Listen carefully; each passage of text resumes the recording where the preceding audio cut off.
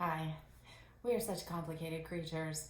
On the one hand, we are designed for our own survival, and on the other hand, we are designed to be creative and generative. I thought I would give just a little bit of information about how these different parts of self come into play during this time where there are so many unknowns and so many of us are experiencing generalized anxiety or maybe even specific anxiety and panic attacks. So, Daniel Siegel is a mindfulness-based neuroscientist, and he gave us this great visual of the hand as the brain. If the hand's the brain, then the thumb is the amygdala. It's tucked back here. And the amygdala is the oldest part of our brain, our very mammal brain, and it is designed for our survival. So it is the part of the brain that controls that aspect of us that is constantly checking to see if there's a threat. And then if there is a threat, that sympathetic nervous system goes into action. You might have tunnel vision and your heart starts beating and just your whole body is geared to take action for your survival. That's all controlled by the amygdala. And then sitting right here, so if this is the brain, then the frontal lobe sits right here. And the frontal lobe is the part of the brain that is responsible for everything that is beautiful about humanity. Our ability for complex thinking, creative thinking, to project ourselves into the future and then reflect on our own reflections. All of that happens in the frontal lobe area. So the complicating part of this is that the amygdala, while it is our old brain, it is not our wise brain. And it does not know the difference between being chased by someone with a knife and having a conflict with someone in a staff meeting. Oh, and when the amygdala system, that whole fight or flight system gets activated, we pop our tops and we have a much harder time accessing our rational thinking, our creativity, and our complex reasoning. We have a harder time accessing it. So this comes into play when, just as our creative selves, we tend to think through language. As an example, if I ask you to think of nothing, you might think of space, or darkness, or light.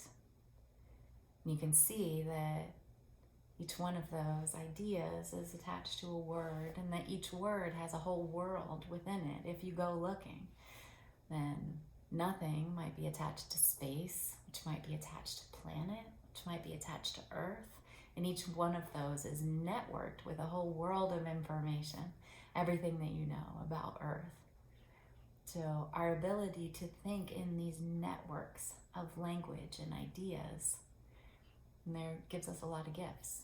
This gives us access to complex reasoning and creativity. We can start putting our networks together in unique and interesting ways.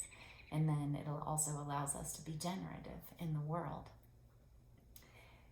And they're all developed in collaboration with this instinct for our own survival. So one of the primary gifts of having a network is we can feel basically secure in the world when we understand what's going on. So if we didn't think through networks, then every time we saw, say, a car, we would have to reassess what was coming towards us. It's moving, it's on wheels, like all of that would be new, right? We would have to figure it out every single time. And basically what we would be figuring out from this animal instinct is this thing coming towards me a threat or not? But because we have networks, we generally feel secure wandering around because we have general ideas of what things are. Whether they're true or not, after a while, they show up for us as reality and allow us to feel secure in our worlds. So these two collide when, like we're experiencing now, our networks are called into question. And when a network is called into question, there's a moment of mental confusion. So when I think I understand what's happening and suddenly I realize I don't, maybe you've had the experience of feeling befuddled. in the lightest way. Maybe you've had the experience of someone walking up to you on the street and saying, "Hi, how are you?" and showing like intimacy, and you just can't place the person because they're out of context, right? And then once you find the context for them, you feel totally secure. But in that in-between moment, there's this heightened sense of anxiety. Is this person a threat? Is what your most mammal part of your brain is trying to figure out. So right now that's happening on multiple levels in some very intimate ways, like our work. A lot of us cannot go to work, and that is a threat to our survival. But it also shakes up the network of work. So the landscape is fresh, it's new.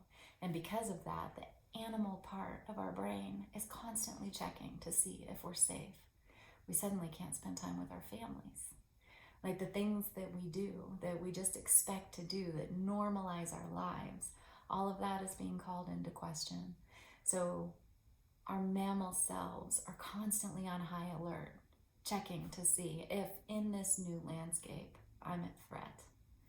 And it's complicated because we're able to think through what's happening. If I am not able to go to work for an extended period of time, there could be consequences. And when that happens, that fight or flight system gets engaged. We pop our tops and we no longer have access to our highest selves. So it might be true that there are threats from the situations that we're in. I'm not saying that. What I'm saying is that if I'm responding from that fight or flight system, if I'm responding from my animal self, then I don't have access to my best, creative, most generative self.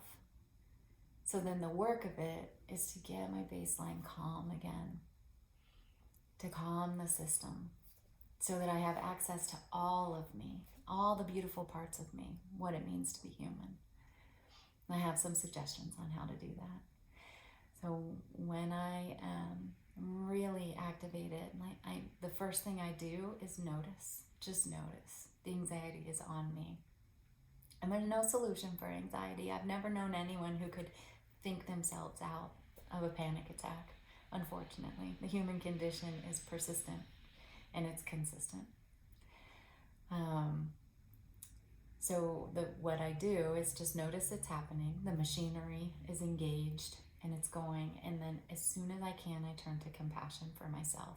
Because my body, even if there is not a physical threat in the moment, my body is responding as if it is fighting for its life in this moment. And many of us are having that experience multiple times a day right now. So I move to this kind of generalized compassion. And then I practice some basic self-talk. It's all right, sweetheart. I love you. I know you're scared, but we're not being chased by a bear right in this moment. We're going to find our way together. And then as soon as I'm able, and sometimes it really takes something to be able to shift my attention, but as soon as I'm able, I shift my attention to what I value about being human, what I make a stand for in humanity. So for me, that is belonging, connection. I really do believe we all belong. And also passion. I have real passion for the human condition, all of it, even this messiness, right? So I just start to language what I stand for, because I think through language and all of the worlds of ideas and pictures that come with belonging. And then I look for ways to take action based on what I believe in, on my highest self. So the animal machinery, the anxiety might still be running over here, but I'm over here actively, intentionally taking action on what I believe in for humanity. And right now, a big part of that is generosity. So I'm actively looking for ways to be generous with the people around me. And then the sweet gift of that is the more I language generosity and take action based on generosity, the more the world starts to come back to me as a generous place. The network of generosity and belonging and passion continues to grow stronger and stronger inside of me. And then when I sit with the issue of work, I'm not just in my animal mind, fighting for my survival. But I have access to everything that I love and believe in about the human condition. And also access to the reality that we are all in this together. I am not alone. You are not alone. I hope this information is helpful. Take good care of you.